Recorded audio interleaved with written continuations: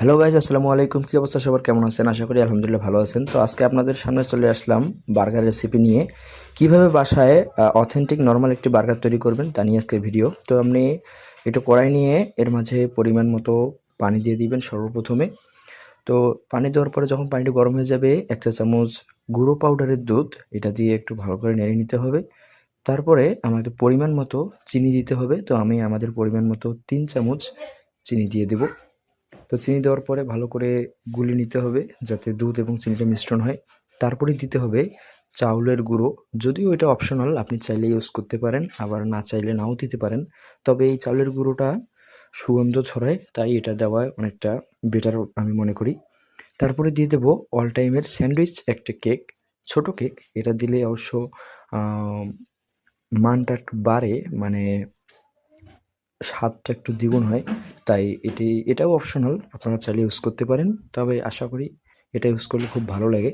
তো তারপরে আমরা ভালো করে নেড়ে নেব। যখন দেখব যে এরকমভাবে গাঢ় হয়ে যাবে, তো তখন আমরা বুঝে নেব যে প্রায় হতে চলেছে। তো আমরা ভালো করে একটু নেড়ে নিতে হবে, না হলে আবার জমে যাবে, কারণ গরম এবং চিনি দেওয়া।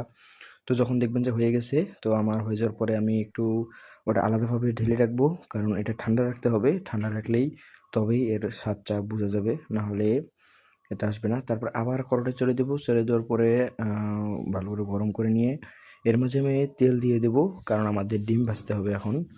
ডিমটা অমলেট করতে হবে। তো তারপর পরিমাণ মতো লবণ দিয়ে নেবেন। লবণ দিয়ে নিলাম।